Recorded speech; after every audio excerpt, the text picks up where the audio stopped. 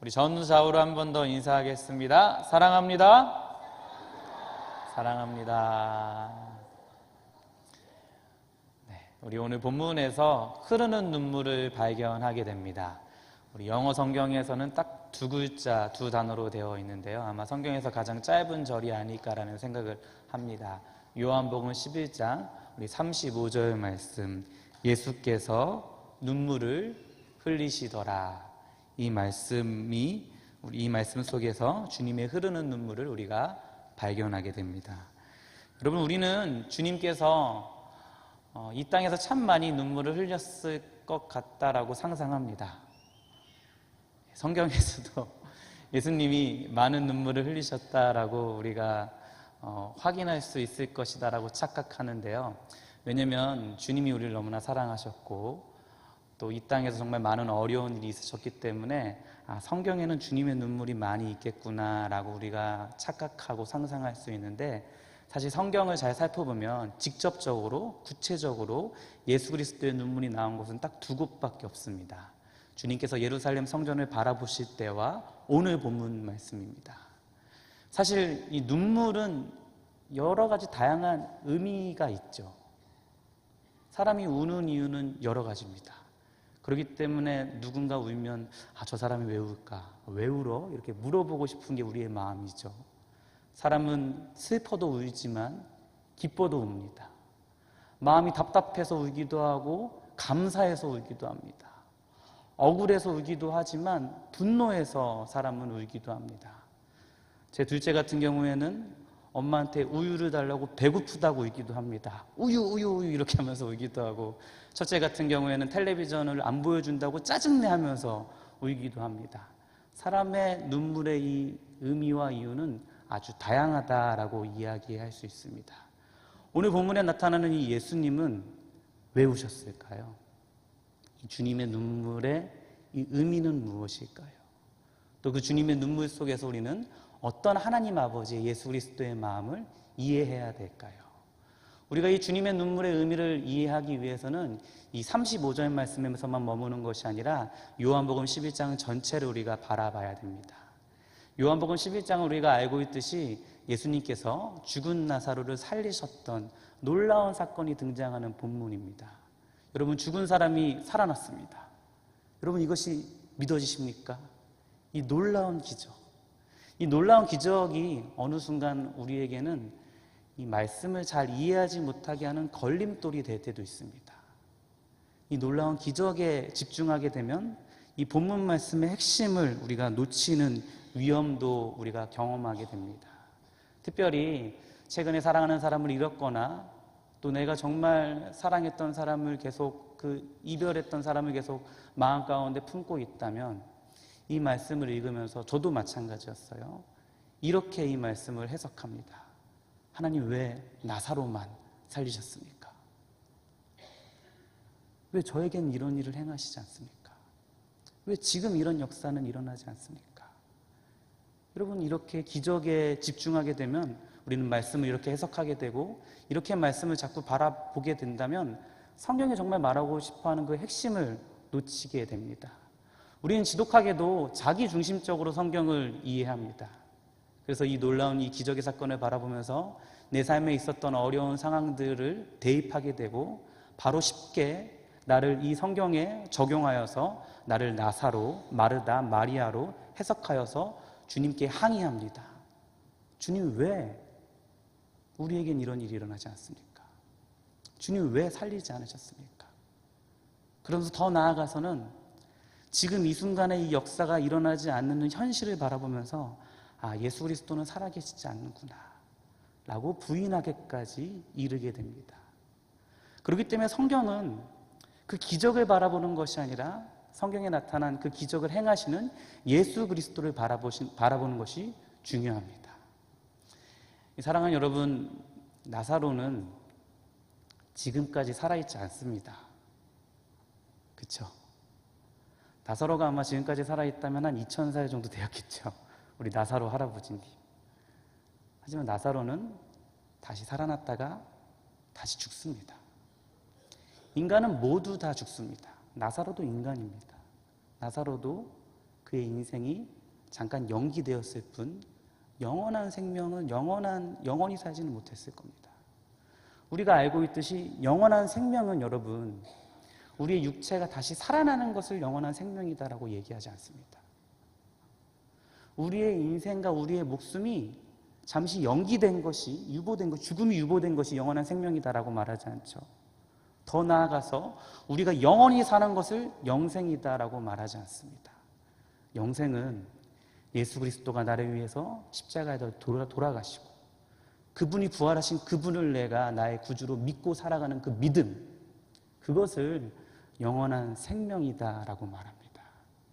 그렇기 때문에 오늘 본문 말씀은 나사로가 살아난 이 놀라운 기적보다는 주님께서 이 본문 말씀을 통하여서 우리 가운데 무엇을 말하고 싶어 하시는지, 또 그 부활이 뭔지, 십자가가 무엇인지, 예수 그리스도가 어떤 존재인지를 파악하는 것이 더 중요합니다. 그렇기 때문에 오늘 본문 말씀의 핵심은 저는 25절과 26절이다라고 생각됩니다. 우리 이 말씀을 잘 아실 텐데요.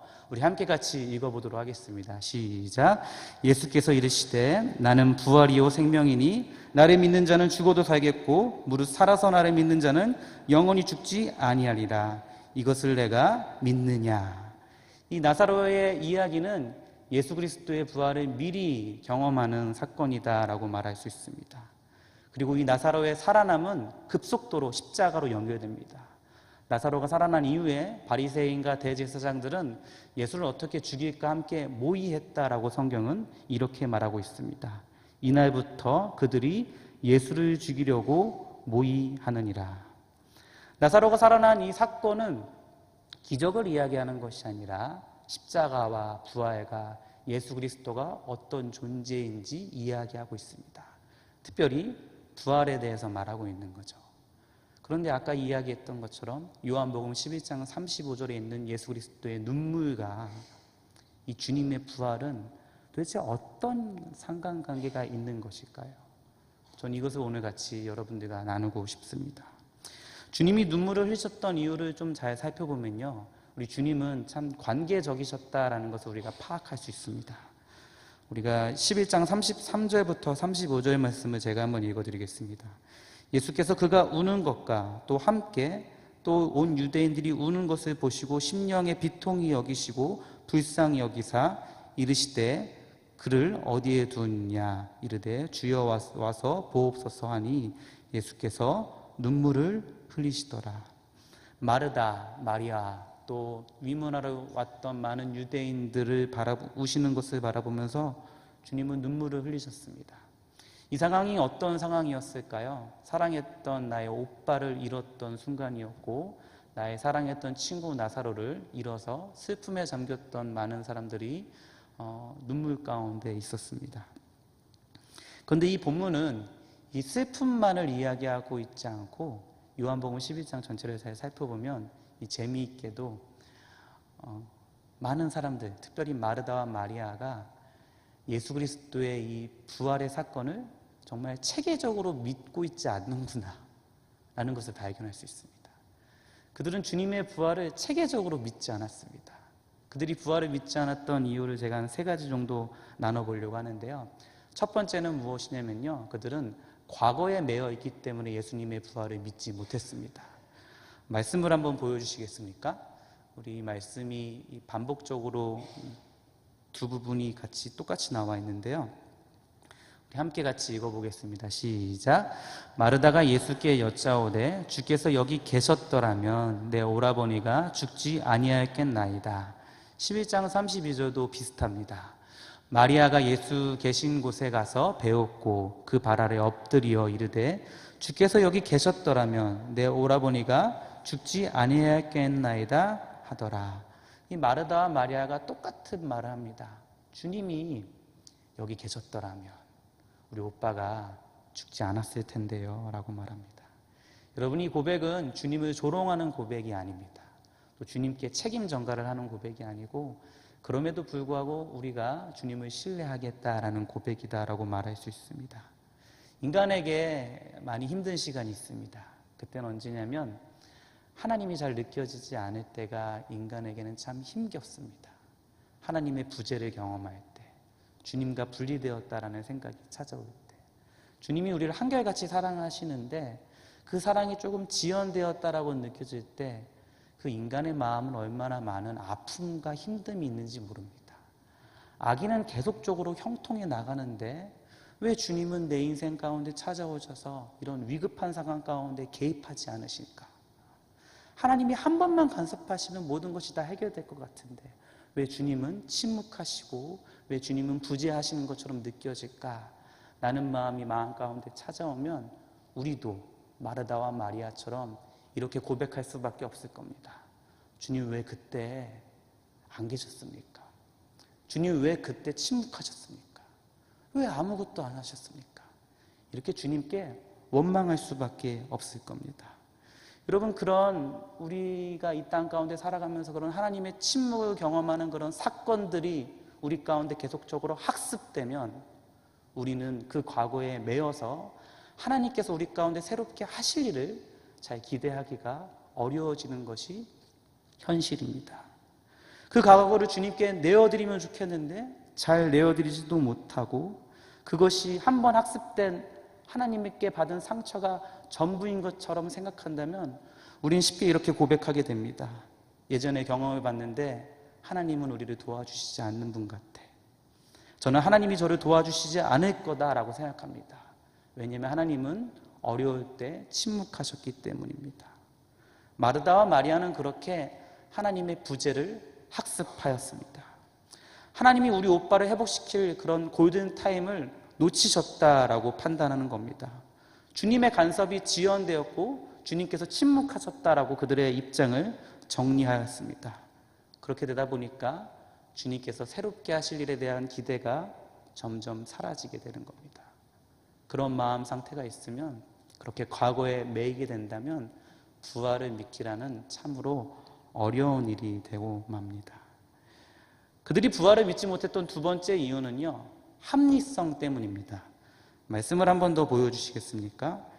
이 두 가지 본문을 같이 읽을 텐데요, 같이 반복되는 말씀이 있습니다.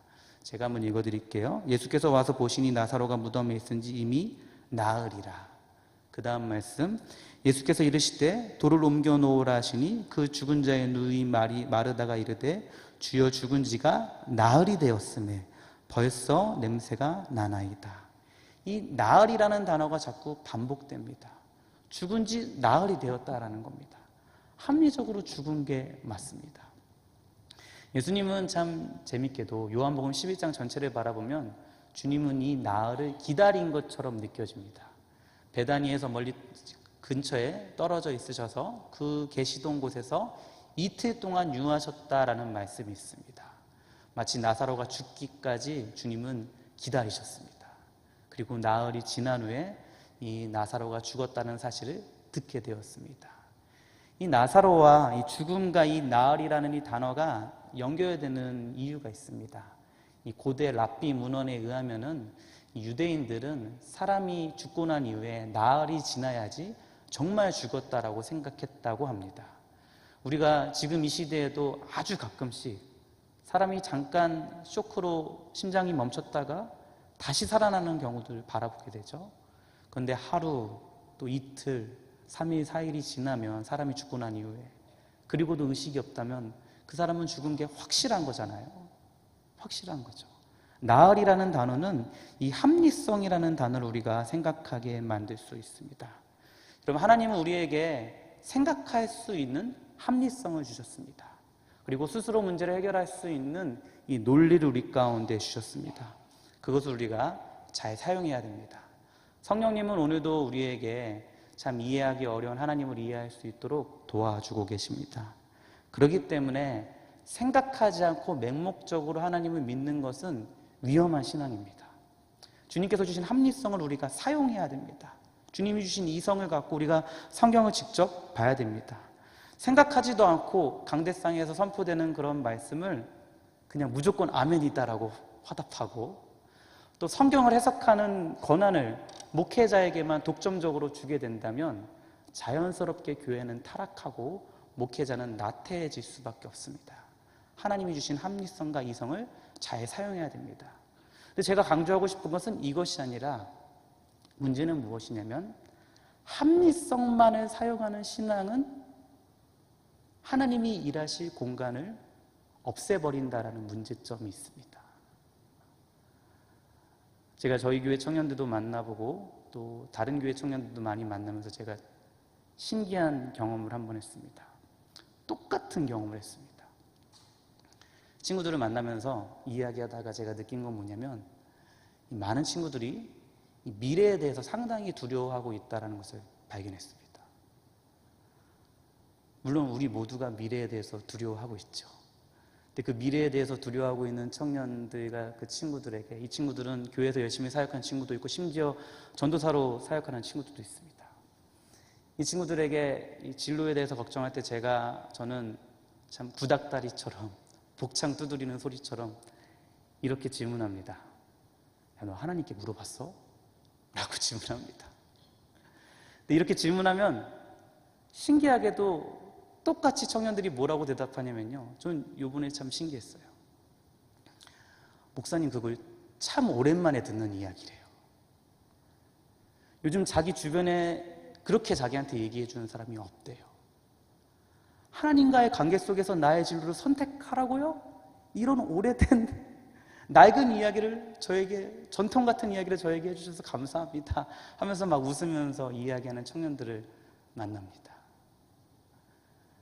얼마나 청년들이 합리적이고 또 얼마나 똑똑하고 또 놀라운 이성으로 하나님에 대해서 생각하고 공부도 많이 합니다. 물론 이 성경을 잘 보지 않는 게 문제긴 하지만, 그런데 공통적으로 미래에 대해서 두려워하고 있고 또 그 미래에 대해서 하나님이 개입하는 그런 공간들을 자꾸 막고 있다는 것을 발견했습니다. 하나님께 묻지 않고 나의 합리성만을 갖고 나의 미래를 개척해 나가고 있는 많은 청년들을 바라보면서 이 합리성만을 갖고 신앙생활하는 것이 얼마나 무서운 건지 발견하게 되었습니다. 어쩜 보면 이 나으리라는 이 단어가 우리 가운데 합리성이라는 단어를 가르쳐주고 있습니다. 그러면서 마르다와 마리아가 부활을 믿지 못하는 이유를 우리 가운데 넌지시 알려주는 것은 아닌지라는 생각을 해보게 됩니다. 합리성에 매이게 되면 예수 그리스도의 부활을 믿기가 참 어려워지게 됩니다. 마지막 세 번째는 나중이라는 단어 때문입니다. 우리 요한복음 11장 21절부터 우리 27절까지, 우리 자막에는 아마 24절부터 되어 있을 텐데요. 성경이 있으시면 21절부터 21절부터 23절까지 제가 먼저 읽어드리겠습니다. 마르다가 예수께 여짜오되 주께서 여기 계셨더라면 내 오라버니가 죽지 아니하였겠나이다. 그러나 나는 이제라도 주께서 무엇이든지 하나님께 구하시는 것을 하나님이 주실 줄을 아나이다. 예수께서 이르시되 내 오라버니가 다시 살아나리라. 우리 같이 한번 읽어볼까요? 여기서부터 시작. 마르다가 이르되 마지막 날 부활 때에는 다시 살아날 줄을 내가 아나이다. 예수께서 이르시되 나는 부활이요 생명이니 나를 믿는 자는 죽어도 살겠고 우리 살아서 나를 믿는 자는 영원히 죽지 아니하리니 내가 이것을 믿느냐. 이르되 주여 그러하여다. 살아계신 내가 믿나이다. 아멘. 여기서 마르다는 사실 이 당시에 할 수 있는 최선의 신앙 고백을 합니다. 아직 성령을 받지 않았기 때문에 그가 할 수 있는 최선의 신앙 고백을 했다라고 평가할 수 있는데요. 그는 예수님이 누구인지 정확하게 말했습니다. 주는 그리스도시고 하나님의 아들이십니다라고 말했습니다. 그리고 우리 오빠가 다시 살아날 것을 믿습니다. 그런데 조금 다릅니다. 예수님과 조금 다른 건 뭐냐면 이 시기의 문제입니다. 마르다는 나중에 오빠가 살아날 거다라고 생각했고 예수님은 아니다, 지금 살아날 것이다 라고 생각했습니다. 사실 이 마르다가 갖고 있었던 이 신앙은 그 당시에 유대인들에게 주로 흘렀던 주류 신앙이었습니다. 그 신앙은 무엇이었냐면요, 사도행전 23장을 참고하면 이 바리새적인 신앙입니다. 이 마르다는 사두개인처럼 신앙생활을 하지 않았고 바리새인들처럼 죽은 자가 부활할 것에 대해서 믿고 있었습니다. 그렇기 때문에 마르다가 고백했던 것은 이런 고백이죠. 주님, 우리 오빠가 다시 살아날 것을 믿습니다. 하지만 나중에 그 마지막 날에 우리 오빠가 살아날 겁니다. 나중으로 자꾸 연기하는 겁니다. 주님은 그렇게 말씀하시지 않고 지금 살아날 것이다 라고 이야기하죠. 이 마르다의 신앙이 더 구체적으로 드러나는 것은 39절에서부터 40절에 있는 말씀입니다. 우리 이 말씀도 같이 한번 읽어보도록 하겠습니다. 우리 11장 39절에서부터 우리 40절의 말씀 우리 함께 같이 읽어보겠습니다. 시작. 예수께서 이르시되 돌을 옮겨 놓으라 하시니 그 죽은 자의 누이 마르다가 이르되 주여 죽은 지가 나흘이나 되었음에 벌써 냄새가 나나이다. 예수께서 이르시되 내 말이 내가 믿으면 하나님의 영광을 보리라 하지 아니하였느냐 하시니 마르다가 말합니다. 나흘이 되었습니다. 이미 냄새가 많이 납니다. 주님, 지금 살린다는 게 아니라 나중에 살리시라는 말입니다 라고 얘기하는데 예수님은 그렇게 대답하지 않습니다. 지금이다. 지금 너가 영광을 보게 될 것이다 라고 말합니다. 여러분, 우리는 하나님이 하실 일을 자꾸 뒤로 미루는 이 나태에 빠질 때가 많습니다. 물론 이 하나님의 열심보다 앞서면 안 되고요, 우리 인간 행위를 너무나 지나치게 강조하면 위험하지만 하나님의 섭리만 믿고 나중에 다 되겠죠 라고 말하면서 아무것도 하지 않는, 아무 행동도 하지 않은 이 신앙을 저는 이 팔짱 낀 신앙이다라고 말하고 싶습니다. 전도 왜 해요? 하나님이 나중에 다 알아서 구원하실 텐데요. 이 땅에 불의가 있어서 왜 그렇게 개입하려고 하세요? 하나님께서 좀 있으면 다 정리해 주실 건데요 라고 말만 하고 아무것도 행동하지 않고 참여하지 않는 신앙, 자꾸 하나님의 역사를 자꾸 뒤로 미루는 신앙, 마치 충청도인 같은 신앙이에요. 괜찮아요, 나중에 하면 돼요, 천천히 하나님 하세요. 하나님 그렇게 하지 않으시고 하나님 지금, 내가 지금 역사하고 싶다, 사랑하는 아들아 딸아 내가 지금 내가 역사하겠다. 하나님 괜찮아요, 나중에. 이 나태에 빠지는 신앙이 이 나중에라는 이 생각에 사로잡힌 신앙이다라고 말하고 싶습니다. 여러분, 기독교의 신앙은 이미와 아직 사이에 있습니다.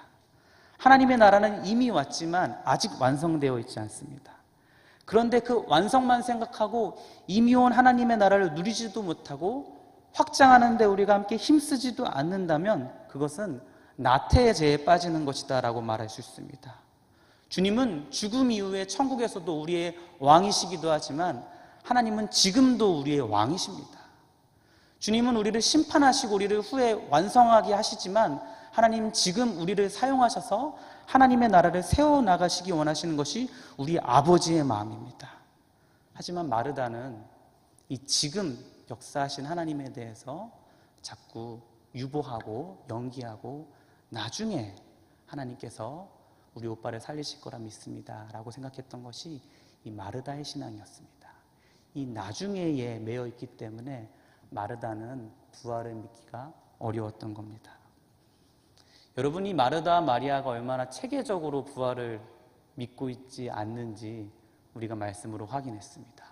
과거, 합리성, 나중이라는 단어에 자꾸 숨는 겁니다. 과거에 하나님께서 역사하지 않으셨잖아요. 지금도 역사하지 않을 거 저 알고 있어요. 내가 합리적으로 생각하니까 하나님 지금 개입해도 답이 안 나옵니다. 하나님 지금이 아니라 나중에 역사하시면 되잖아요.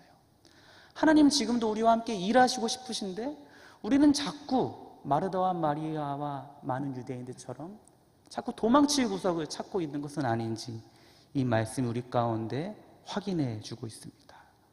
그리고 저는 놀랍게도 이 주님의 눈물이 이것과 연결된다라고 생각합니다. 성경을 공부하는 것이 참 즐겁습니다.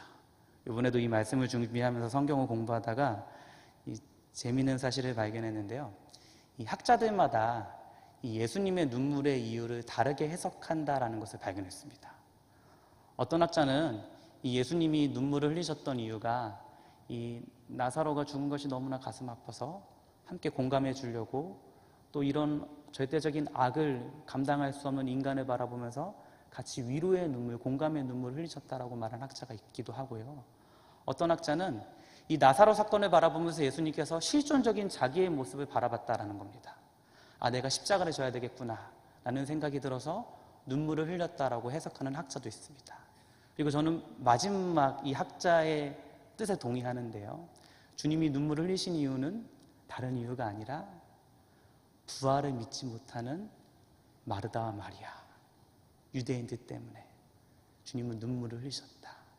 그들의 불신앙을 바라보면서 답답해 하시면서 가슴 아파하시면서 눈물을 흘리셨다 라고 이야기하는 학자도 있습니다. 저는 이 마지막 학자의 의견에 동의합니다.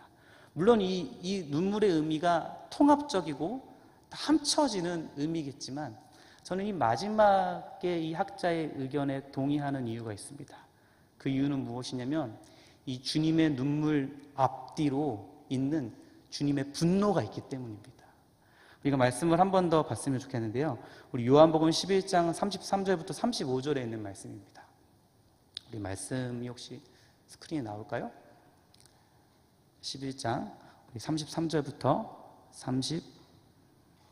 37절까지 말씀, 38절까지의 말씀입니다. 우리 한번 성경을 보면서 우리 함께 같이 읽어보도록 하겠습니다. 함께 같이 읽겠습니다. 시작.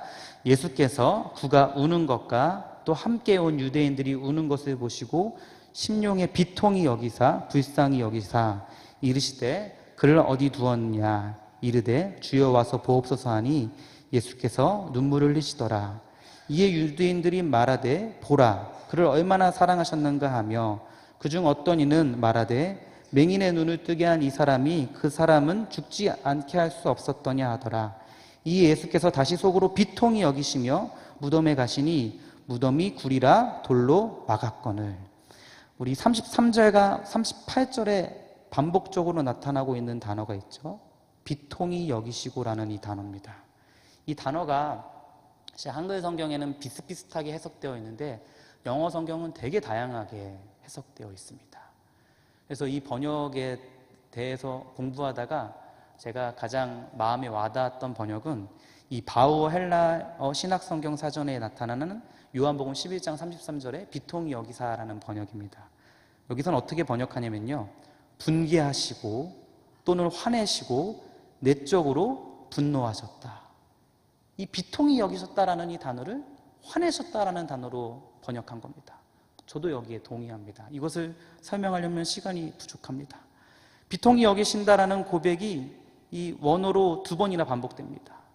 그런데 그것이 주님의 눈물을 흘리셨다 앞뒤로 있습니다. 주님이 분노하셨다, 속 화나셨다, 그리고 예수 그리스도께서 눈물을 흘리셨고 주님께서 다시 화가 나셨다로 되어 있는 거죠. 말씀을 정리하면 상황이 이렇습니다. 주님께서는 이 마르다와 마리아와 유대인들이 예수 그리스도의 부활을 끝까지 믿지 못하는 것을 바라보면서 답답하고 화가 나셨던 겁니다. 주님께서 그렇게 많이 설명하시고 또 많은 역사와 경험을 바라봤는데 마르다와 마리아가 끝까지 믿지 못하는 겁니다.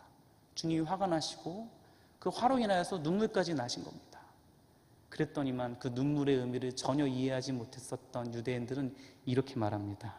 그가 나사로를 얼마나 사랑하느냐. 더 나아가서는 더 화나는 말을 합니다. 맹인의 눈을 뜨게 하는 그분이 왜 죽은 자를 살리지 못하느냐 라는 말을 예수님께서 듣고 더 마음 가운데 화가 나서 분노하셨습니다. 저는 그래서 이 분노와 눈물이 합쳐져서 주님의 눈물의 이유와 의미를 말하고 있다고 생각합니다. 주님께서 눈물을 흘리셨던 이유는 물론 그 눈물이 나사로의 정말 아픔과 마르다와 마리아가 처한 그 현실적인 아픔을 공감해주는 눈물이다라고 말할 수 있지만 저는 그 의미보다는 마르다와 마리아와 또 지금 우리가 주님을 정확하게 바라보지 못하는 불신앙 때문에 주님께서 화가 나시고 눈물이 나신 것이 아닌가라고 생각됩니다. 여러분, 이 말씀을 읽으면 좀 더 분명해지는데요, 요한복음 11장 4절과 요한복음 11장 11절 말씀도 마찬가지입니다. 11장 4절 말씀을 보면요, 우리 눈으로 한번 보세요. 제가 한번 읽어드리겠습니다. 예수께서 들으시고 이르시되 이 병은 죽을 병이 아니라 하나님의 영광을 위함이요 하나님의 아들이 이로 말미암아 영광을 받게 하려 함이라 하시더라. 주님은 이미 나사로가 죽을 것을 알고 있었습니다. 11장 11절도 마찬가지죠. 이 말씀을 하신 후에 또 이르시되 우리 친구 나사로가 잠들었도다. 그러나 내가 깨우러 가노라. 주님이 이미 알고 계셨는데 나사로가 죽었다고 슬퍼하시는 것은 조금 이상하죠. 공감해 주시면서 우셨다라는 것은 이상하죠. 그러면서 화까지 내시는 것도 조금 이상하죠. 저는 그것보다 공감과 위로의 눈물이기보다는 주님께서는 불신앙에 대한 안타까움에서 분노하시고 흘리시는 눈물이다라고 생각합니다. 더 큰 차원에서 보면 요한복음 11장에 목적이 있습니다. 주님께서 나사로를 살리신 이유가 있습니다. 그것은 요한복음 11장 15절 말씀에 담겨져 있습니다. 15절 말씀을 제가 한번 읽어드리겠습니다. 내가 거기 있지 아니한 것은 너희를 위하여 기뻐하노니 이는 너희로 믿게 하려 함이라. 주님께서는 믿게 하려고 이 나사로 사건을 행하셨습니다. 그리고 그 사건이 끝난 이후에 요한은 담담하게 이 사건의 결과를 이렇게 기록합니다. 요한복음 11장 45절 말씀입니다. 마리아에게서 와서 예수께서 하신 일을 본 많은 유대인들이 그를 믿었으나 라고 되어 있습니다. 주님께서 나사로 사건을 행하셨던 이유는 그분이 누구신지 부활의 주님을 정확하게 알게 하기 위해서 이 사건을 행하셨다라는 겁니다. 그런데 그것을 잘 이해하지 못하는 마르다와 마리아를 바라보면서 눈물을 흘리시고 화가 나신 겁니다. 그리고 더 나아가서 더 큰 차원에서는 요한복음의 기록의 목적이 이렇습니다. 요한복음 20장 31절 말씀. 오직 이것을 기록함은 너희로 예수께서 하나님의 아들 그리스도이심을 믿게 하려 함이요 또 너희로 믿고 그 이름을 힘입어 생명을 얻게 하려 함이니라. 아멘. 그렇기 때문에 저는 이 주님의 눈물이 나사로의 아픔과 마리아와 마르다의 아픔에 공감하고 같이 아파하는 위로의 눈물이기보다는 주님의 분노의 눈물이다라고 생각됩니다. 부활을 믿지 못하고 나를 믿지 못하고 또 반복적으로 십자가 부활을 설명했지만 계속적으로 실패하는 제자들을 바라보면서 주님은 눈물을 흘리셨던 겁니다. 데살로니가 전서에 이 눈물이 담겨져 있습니다. 데살로니가 전서를 제가 한번 읽어드리겠습니다. 4장 13절 말씀인데요. 형제들아 자는 자들에 관하여는 너희가 알지 못함을 우리가 원하지 아니하노니 이는 소망 없는 다른 이와 같이 슬퍼하지 않게 하려 함이라. 그러면 주님을 믿지 못한다고 우리 주님께서 왜 눈물을 흘리실까요? 어쩜 보면 너희가 나를 꼭 믿어야 된다라고 강요하는 것처럼 느껴져서 이상하게 느껴지기도 합니다. 하지만 저는 이 불신앙에 대한 주님의 눈물이 당신을 위한 눈물이 아니라 우리를 위한 눈물이다라고 생각합니다. 우리가 이 시대에서도 부활을 믿지 못하면 자연스럽게 예수님을 믿지 못하게 됩니다. 여러분, 부활이 없는 십자가가 무슨 의미가 있겠습니까? 부활과 십자가가 생략된 예수 그리스도가 우리 가운데 어떤 의미가 있겠습니까? 또 놀라운 사실은 뭐냐면 이 부활과 십자가와 예수 그리스도를 다 믿지 못하면 인생 가운데 나타난 공통적인 한 가지 형상이 있습니다. 그것은 무엇이냐면 소망이 사라진다라는 겁니다. 그렇기 때문에 저는 이렇게 정리하고 싶습니다. 부활을 믿지 못한다라는 것은 소망이 없다라는 겁니다. 부활이 없는 것은 소망이 없는 겁니다. 주님이 눈물을 흘리시는 이유는 네가 나를 믿지 못하기 때문에 주님께서 눈물을 흘리시는 이유도 있겠지만 더 나아가서는 소망이 없는 이 땅에 있는 많은 사람들을 바라보면서 주님은 분노하시고 눈물을 흘리시고 있다는 겁니다. 아까 제기야 얘기했던 부활을 믿지 못하는 세 가지 이유를 기억하십니까? 과거에 매여있기 때문에, 합리성 때문에, 또 나중으로 미뤘기 때문에. 여러분, 이 이유가 우리가 이 시대에서 소망을 품지 못하는 이유와 동일합니다. 여러분, 왜 우리 인생 가운데 소망이 없습니까? 과거의 그 아픔에 자꾸 매여있기 때문에 우리가 소망하지 못하는 겁니다. 우리의 합리적인 생각 때문에 우리가 소망하지 못하는 겁니다. 하나님께서 지금 역사하실 수 있는데 자꾸 나중으로 미루기 때문에 우리 인생 가운데 소망이 없는 겁니다. 그 소망이 없는 우리를 바라보면서 주님은 마르다와 마리아를 바라보면서 흘렸던 눈물을 저는 우리에게도 같이 흘리신다라고 저는 믿습니다. 그러면서 주님께서는 그냥 눈물을 흘리시는 게 아니라 분노하시면서 눈물을 흘리시는 거죠. 청소년들이 제일 싫어하는 질문이 뭔지 아십니까? 너희에게 비전이 있니? 너희에게 꿈이 있니? 여러분, 이 질문을 참 싫어합니다. 어쩜 보면 우리 모두가 이 질문을 싫어합니다. 소망이 있으십니까? 꿈이 있으십니까? 비전이 있으십니까? 어쩜 보면 이 비전과 꿈에 대해서 묻는 것이 어쩜 보면 이 시대는 금지화가 된 것처럼 느껴지는 것이 요즘입니다. 저는 참 짓궂게도 사랑하는 우리 집사님과 권사님을 만날 때마다 자꾸 이 질문을 합니다. 집사님, 하고 싶은 거 뭐 있으신가요? 권사님, 하고 싶으신 게 있으신가요? 라고 물으면 참 가슴이 저미는 게 잘 말씀을 못 하신다라는 거예요. 내가 하고 싶은 것이 무엇인지 한참을 생각하시는 그 모습 바라보면 마음이 저밉니다. 물론 우리가 쳇바퀴 도듯이 이 땅을 살아가고 돈 버는 것도 너무나 버겁고 가정을 우리가 책임지는 것도 너무나 힘겹기 때문에 우리가 뭔가 꿈을 갖고 비전을 갖고 하고 싶은 것을 하고 살아가는 것이 어쩜 보면 그것을 묻는 것이 폭력처럼 느껴지는 것이 요즘이지만 전 그래도 계속 이 질문을 하고 싶습니다. 왜냐면 전 그냥 단순하게 저는 제 신앙이 우리 주님은 우리 가운데 소망을 주시는 분이다라고 좀 믿기 때문입니다. 주님을 믿으면 우리 마음 가운데 하나님이 주시는 꿈이 생겨난다라고 저는 믿습니다. 구원의 기쁨이 우리 마음 가운데 가득 넘치면 우리 가운데 자원하는 심령이 생겨서 누가 시키지 않아도 하나님의 일을 감당하는 사람이 된다라고 저는 믿기 때문입니다. 그렇기 때문에 주님은 우리 가운데 날마다 새 소망을 주시기 때문에 저는 이 질문을 계속 하고 싶은 겁니다. 하고 싶은 것이 무엇이 있으신가요? 제가 더 가슴이 아팠던 거는 우리 사랑하는 어머니들, 하고 싶은 것이 뭐가 있냐라고 물으면 끝끝내 답을 하십니다. 우리 남편이 이렇게 됐으면 좋겠고 우리 자녀들이 이렇게 됐으면 좋겠습니다. 평생을 남편과 자녀를 위해 살았는데도 죽을 때까지 그렇게 희생하시는 모습 바라보면서 집사님, 남편과 자녀를 위해서가 아니라 집사님이 주님을 위해서 하고 싶은 게 뭐가 있으신가요? 집사님이 주님을 위해서 하고 싶은 것이 무엇이 있으신가요? 사랑하는 여러분, 우리 함께 주님의 눈물을 같이 바라봤으면 좋겠습니다. 전 이 시대가 소망을 잃어버린 시대 같아 마음이 많이 저밉니다. 잔인해 보일 수 있지만 저는 위로보다 소망이 이 시대에 더 많이 필요하다고 생각합니다.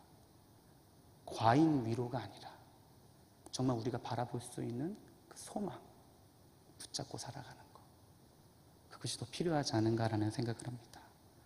전 이 주님의 눈물이 우리의 잠자는 영혼을 깨우고 우리 가운데 잃어버린 꿈을 다시 생각나게 하고 하나님의 비전으로 나아가게 도와주지 않나라고 생각합니다.